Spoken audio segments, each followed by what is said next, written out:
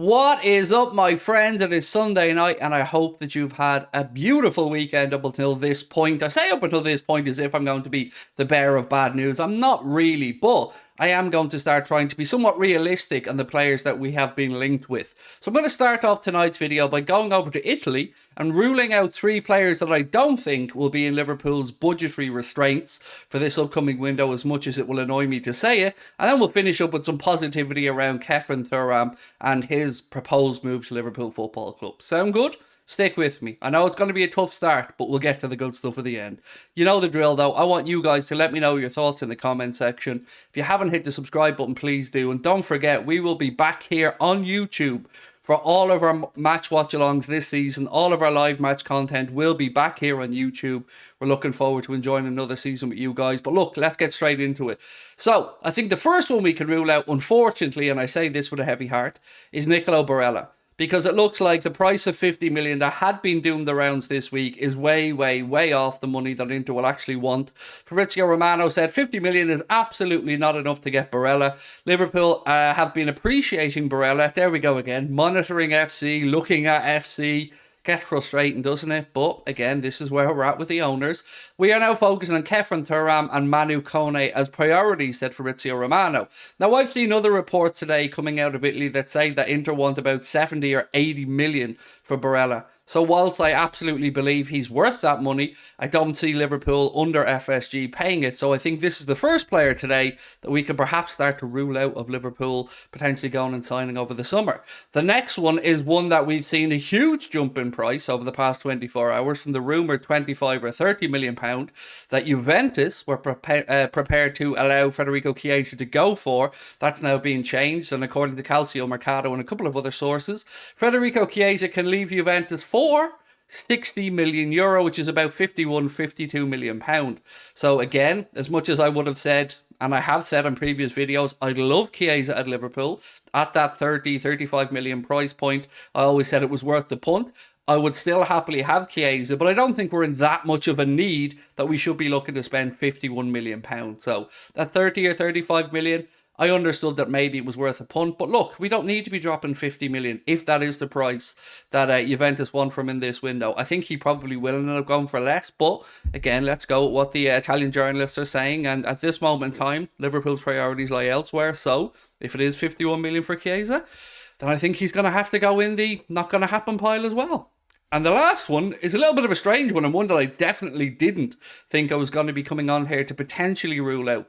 This one isn't so much about the price that the club are looking for the player, more that who is interested and their need is probably greater than ours. I'm not ruling this player out entirely, but I am saying that Perishores is a little bit less likely now because Napoli view him as a potential replacement for Kim Min-jae, who of course is either going to Bayern Munich or to the Premier League, looking very likely to be Bayern Munich at this moment in time. And this piece here from Voetbal International, who I believe are a Dutch outlet, they say that Perishores will potentially be going to Napoli as a replacement for Kim Min-jae. They don't go on to speak about a fee in this article. He's had a very good season though, and he has been playing well with Torino, so no surprise to see links there. Obviously Liverpool's most linked centre-back in recent weeks is Mickey van de Ven of Wolfsburg. Let's wait and see what happens there. But like the first two, they were definitely ones that I feel like we can put in the bin now and say Liverpool aren't going to be signing them in this window. I'm still not sure on Perishores because the link on back to him is quite extensive actually. It's been about 18 months that I can remember since we've been keeping an eye on this guy. So let's wait and see what happens. Will it be Van de Ven? Because obviously the Wolfsburg connection there with George Schmadtke. I'm not sure, but we'll wait and see. I promised you, if we got to the difficult stuff, we'll get to the good stuff. And now's where the positivity starts to come in. Because it does look to me more and more likely that Liverpool's summer transfer business is starting to become a bit clearer, particularly around midfield. Now, Fabrizio Romano has kind of contradicted himself a little bit, and I think it's probably just a language barrier, to be fair, in his description of what Liverpool are going after in this window. So a couple of minutes ago, you heard me saying that Liverpool's focus is on Thuram and Koné, but I think it's one or the other of those two. I think it was something lost in translation because, as per Fabrizio Romano, Liverpool remain well informed on Gabriel Viega. No bid as of now. No bid from Chelsea either, who of course looking to find out the information of his buyout clause and what exactly that entails. So I'm not really sure if we're going to pull the trigger on this kid or not, but it's not going to be because of the price. It's not going to be because of the wages. If Liverpool don't go in for Gabriel Veiga, I think it'll only be because Jurgen Klopp doesn't deem him the right fit, or he's not high up on the list of priorities. Personally, I think he is. I think an ideal window for Klopp may look something like McAllister, Thuram and Veiga, but we wait and see what happens there. Now, it looks like Kai Havertz's move from Chelsea to Arsenal is inching closer. Obviously, Bayern Munich have been asked to be kept informed of situation there as well with Kai Havertz, but it looks like, Arsenal are pushing very hard to get that done.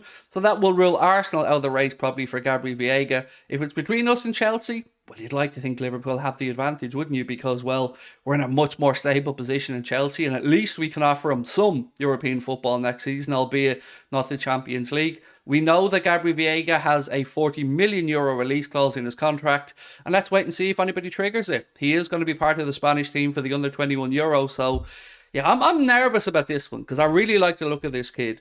I'd love Liverpool to get it done, but as much as I'm not going to complain about the players that Liverpool have been linked with or have signed or look likely to sign, it is a little bit infuriating that we do seem to have a budget of about 100 million all in to rebuild this midfield, and then let's wait and see if we have money for elsewhere. But I want to move on and finish with a big positive today, and I think it is a massive positive. I think we can almost get to the point now where we're asking ourselves what number Kefren Thuram is going to wear for Liverpool. So Ibrahim Koné, who has described him as his younger brother, was asked if Kefren Thuram is joining Liverpool, and his answer was pretty straightforward and pretty good. It was yes, I really hope so. So, Ibu, doing bits, we love it. I think this is pretty much a done deal as well. Now, when I say done deal, I mean I think the player sold on the project. I think Liverpool really want the player. But Newcastle are back in the mix for Kefren Thuram. A report came out today to say because of the situation with Nicolo Barella and the price that Inter are asking for him and the fact that they've not had much joy in their attempts to negotiate over the price, that Newcastle could be turning their attention back to Kefren Thuram. I think they're wasting the time. I think Liverpool have done all the groundwork. And as we said yesterday, he's been seduced by the Reds. And let's be honest, we've been seduced by him as well. I mean, every time I see the kid, he looks like he's in great form.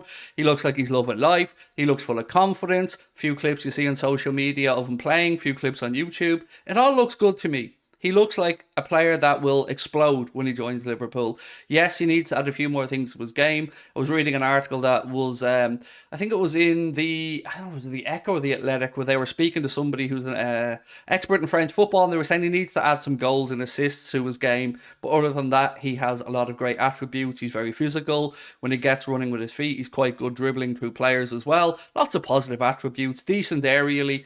And he's still only 22 years of age. So I'm absolutely on board the Kefren Thuram hype train. I think he could be Liverpool's next summer signing. And then it's just a matter of, will it be Veiga? Will it be Koné? Or will it be somebody else? Now it is over to you, and let me know. Would you be happy with a summer transfer window, or particularly our midfield transfer window, having Alexis McAllister, Kefren Thuram, and either Manu Koné or Gabriel Veiga? Over to you guys now. Let me know your thoughts in the comment section, and I look forward to catching up with you real soon. Much love, my friends. Take care. Bye-bye.